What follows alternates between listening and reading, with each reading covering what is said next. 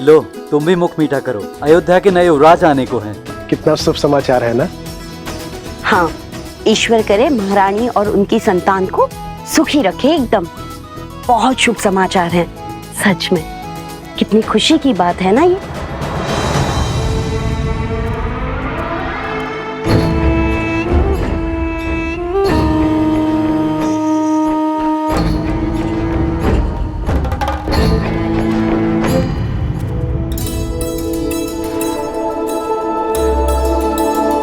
लीजिए भैया, आप भी लड्डू खाइए। हमारे राजमहल में लल्ला आने वाले हैं, प्रभु श्री राम के उत्तराधिकारी आने वाले हैं। खाओ खाओ।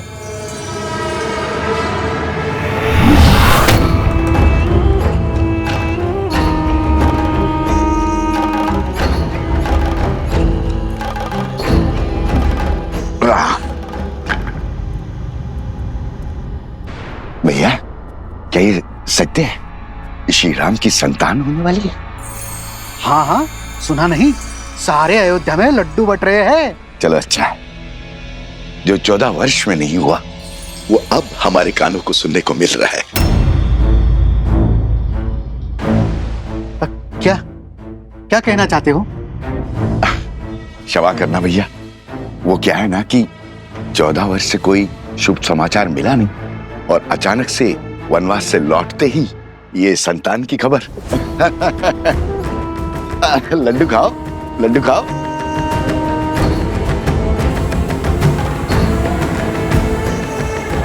किसने अयोध्या की गरिमा पर इतना बड़ा घोर लांछन लगाया है? किसने उनके गरिमा का वध किया? किसने? सामने आओ, अभी मैं उसकी जीवा काट लूंगा। मारो, मारो मुझे, मारो। क्षमा के योग्य नहीं हूं मैं।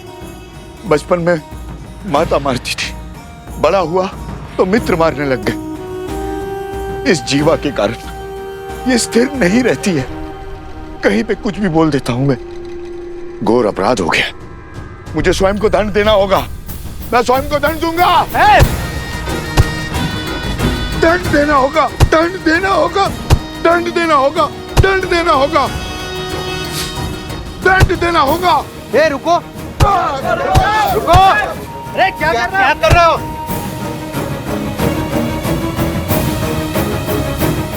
श्री राम और अयोध्या से प्रेम ही इतना है, सुख के समय पे भी तर्क खोजने लग गया।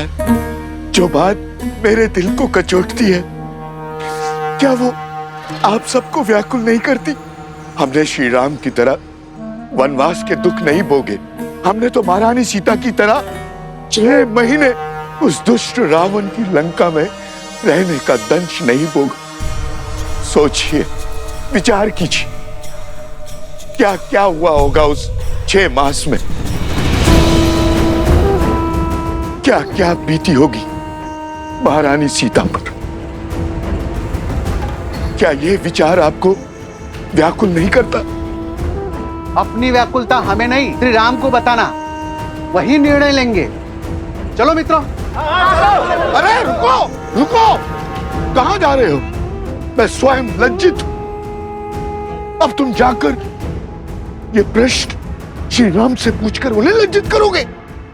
वो श्री राम जिन्होंने अयोध्या को मान दिया, सम्मान दिया, उन्हें लज्जित करोगे? क्या उत्तर देंगे? उनका तो स्वयं संबंध है इस घटना से। देवी सीता के लिए रावण का वध किया है श्री राम ने।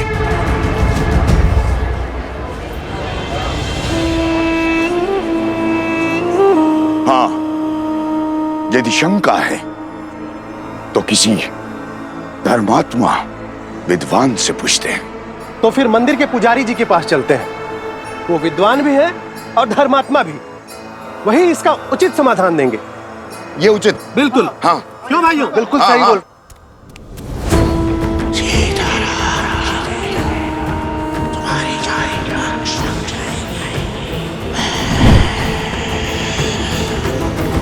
वनवास का वास्तविक अर्थ है अपने नगर से, अपने घर से, अपने सुखों से, गृहस्थ कर्म से पूर्ण संन्यास। यानी ब्रह्मचर्य। श्री राम जैसा पुरुष जिसके मन में धर्म के संस्कार बसते हों, वो वन के वातावरण में संतान को जन्म देके उस संतान को धर्म से वंचित नहीं कर सकता। वो अपना ब्रह्मचर्य नहीं तोड़ सकता। इसीलिए 14 वर्षों में कोई संतान नहीं हुई। उचित कहा पुजारी जी। हमारा संदेह मिटाने के लिए धन्यवाद पुजारी जी। चलो भाइयों। रुको। वाह पुजारी जी वाह, धर्म की बात तो कर ली, अब सत्य पे आइए पुजारी जी। क्या है सत्य का आधार? विश्वास से कल्पना होती है, सत्य को प्रमाण चाहिए। बोलिए, है कोई प्रमाण?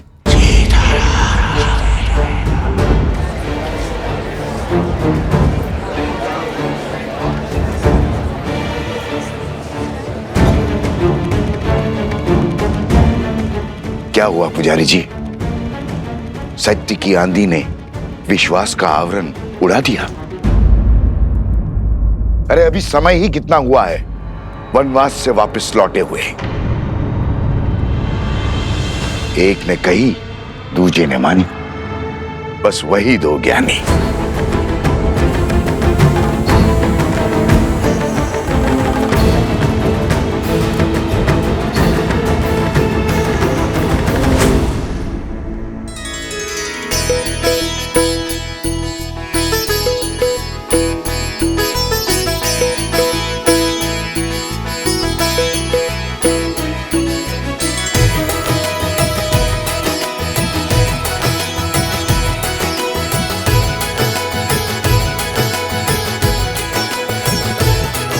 हनुमान,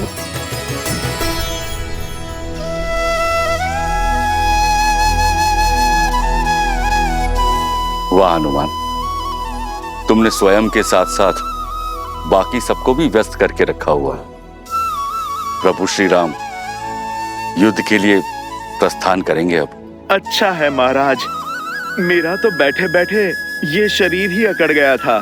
परंतु हनुमान, इस युद्ध में वानर सेना भाग नहीं ले सकती, ये स्वयं श्री राम ने कहा है। आप निश्चिंत रहिए महाराज, मेरे होते वानर वीरों की कमी खलेगी नहीं प्रभु को।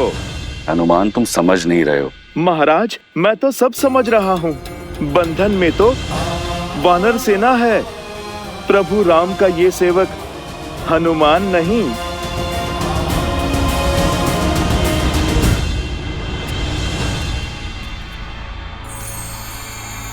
सुना है श्री राम अपनी सेना लेकर पश्चिम की ओर जा रहे हैं, उस दुष्ट भास्करन और उसके बेटे से लड़ने।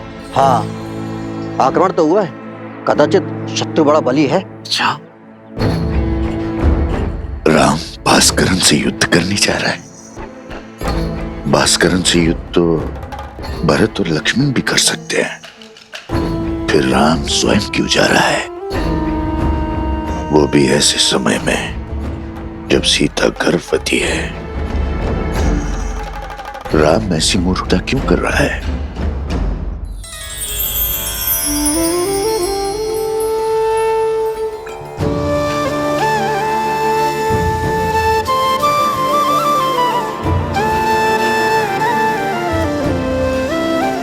बैठो सीता, देखो हमने अपने हाथों से तुम्हारे लिए भोजन बनाया है, खाओ।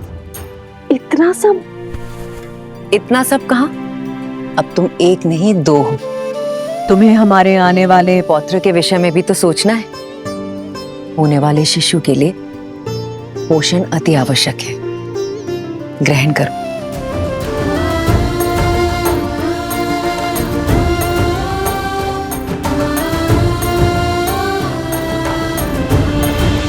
अभी मुझे तुम्हें छोड़कर जाना होगा। रावण के मामा भास्करन ने अयोध्या पर आक्रमण कर दिया है। अपनी प्रजा की रक्षा के लिए मुझे अस्त्र उठाना होगा।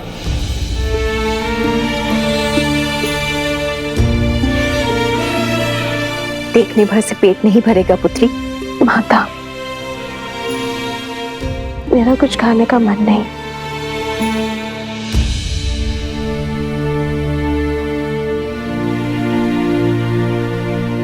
होता है, गर्भावस्था में ऐसा होता है। कभी मन करता है कि खूब सारा भोजन खा लो, और कभी व्यंजन देखते ही मन विरक्त हो उठता है। किंतु पुत्री, भोजन तो खाना ही पड़ेगा। गर्भावस्था में माता को अधिक ऊर्जा की आवश्यकता होती है। खा ले पुत्री। जितना मन भाए उतना खाओ। ये लो। नहीं माँ, मन नहीं है। दीदी, होने वाली संतान तो अभी से राम के गुण दिखा रही है। स्मरण है आपको, जब राम छोटा था तो कितनी हट किया करता था, ये भोजन खाना है, वो व्यंजन नहीं करना। रात्रि में उठ उठकर मुझसे व्यंजन बनवाया करता था, और मैं रात्रि में उठ उठकर उसके लिए राजभोग बनाया करती थी। स्मरण है दीदी? हाँ, याद है।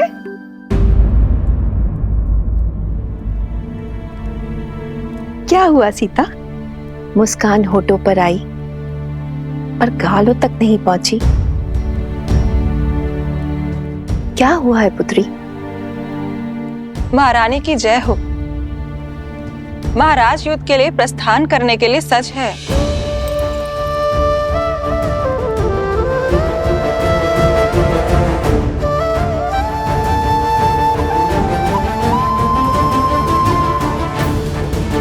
मैं समझी क्यों अनबनी हो तुम। ऐसी दशा में कोई स्त्री नहीं चाहेगी कि उसका पति उससे दूर जाए, पर अभ्यास करना होगा। एक राजा का कर्तव्य है कि संकट में उसकी प्रजा की रक्षा करना, और एक रानी का आभूषण है उसका साहस। अब जाओ, राम को रघुकुल रानी की भांति विदा करो। जाओ।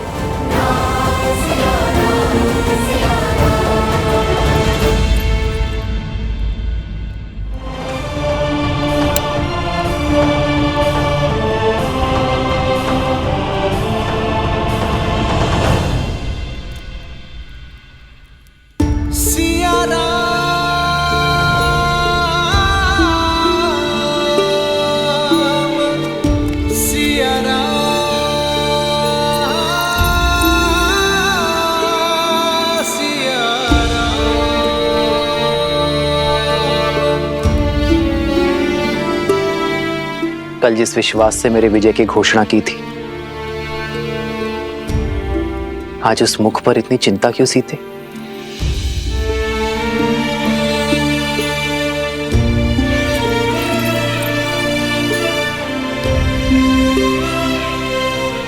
चौदह वर्षों तक आपका साहस, शौर्य और क्षमता देखने के बाद ये सीता कभी चिंतित हो ही नहीं सकती यार। परंतु एक होने वाली माँ का स्वप्न बिगड़ जाने का शोक अवश्य है। इतने वियोग के पश्चात सोचा था कि अब आपसे कभी दूर नहीं रहूंगी, पर कर्तव्य आपको फिर हमसे दूर कर रहा है। कर्तव्य राम और सीता को कभी दूर कर ही नहीं सकता सीते। कर्तव्य तो हमें जोड़ता है। जानती हूं, पर ये इससे वियोग क्यों आ रहा है? इस समय आपको इसके साथ होना चाहिए था।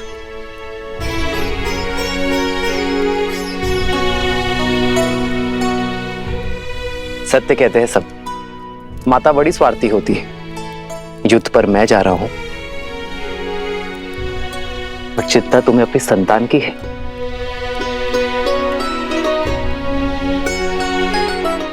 वैद्य कहते हैं सीते कि संतान गर्भ से ही अपने माता पिता के भाव अनुभव करती है। तो ये वियोग हमारी संतान को और प्रबल बनाएगा। कर्तव्य की पुकार का पालन करने की सीख उसे गर्भ से ही मिल जाएगी। और मैं जानता हूं कि मेरी सीता इस वियोग को सुख सहयोग बना ही देगी। हमारे प्रेम और वनवास की कहानियां सुनाने का समय मिलेगा ना तुम्हें? तुम मेरी शक्ति हो सीते, मेरी ढाल हो इस धर्म युद्ध में। मुझे अपनी धर्म पत्नी के साथ की आवश्यकता है।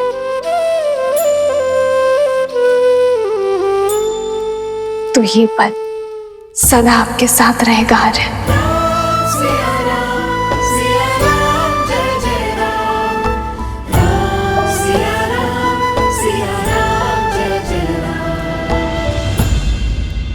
एक बात और, आप इस युद्ध में किसी को भी भेज सकते थे, पर आपने स्वयं नेतृत्व करना चुना। कुछ कारण बड़ा ही होगा, पर मैं नहीं जानती। पर कामना करूंगी कि आप मंतव्य में सफल हो। खड़ग की धार ये पथ मर्यादा पर चलते जग हित रघुनंदन।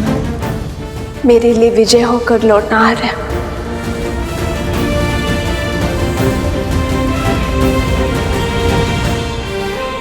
और इसके लिए शीघ्र आइएगा।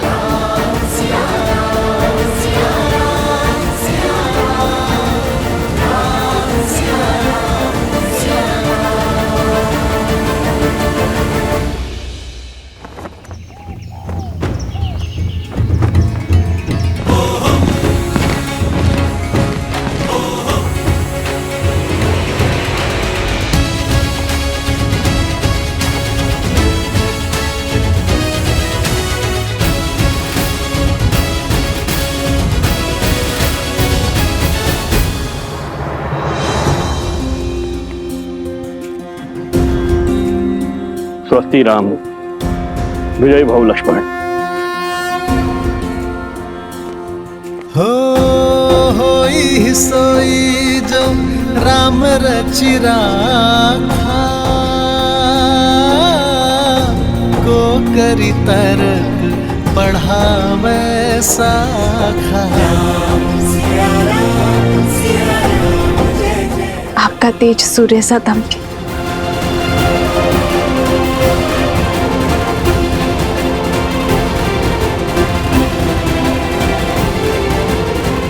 विजयी भव। विजयी भव।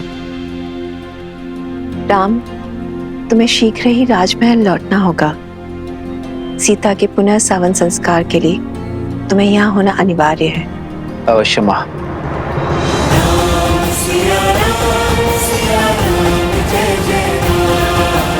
आओ लक्ष्मण।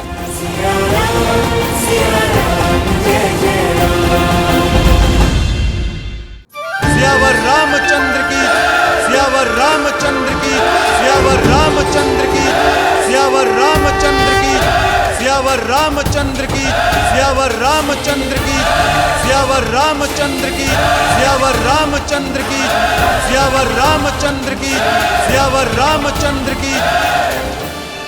मेरे अयोध्या के वीरों, कर्तव्य ने पुकारा है। जब पड़ोस में अग्नि लगे तो व्यक्ति यह सोचकर नहीं बैठता कि उसका घर सुरक्षित है। वो अग्नि को बुझाता है क्योंकि वो जानता है कि अग्नि का स्वभाव है फैलना। मुझे मेरे वीरों पर पूरा विश्वास है। भय के लिए भयंकर है, हम सब आपके रुद्र हैं। श्री राम, राजा राम, श्री राम। मित्र, यो मुख मोड़कर मत जाइए। वानर सेना ना सही प्रभु, हमें अपने साथ ले चलिए। जो हृदय में बसते हैं उनसे मुख नहीं मोड़ा जाता मित्र। मैं आपको छोड़कर नहीं जा रहा हूं, बल्कि आपके कंधों पर एक बहुत बड़ा उत्तरदायित्व देकर जा रहा हूं। जब मैं वहां युद्ध लड़ूंगा तब आप यहां अयोध्या का भार संभालेंगे, और जब आपके प्रस्थान करने का समय आ जाएगा हम युद्ध से लौटकर आ चुके होंगे।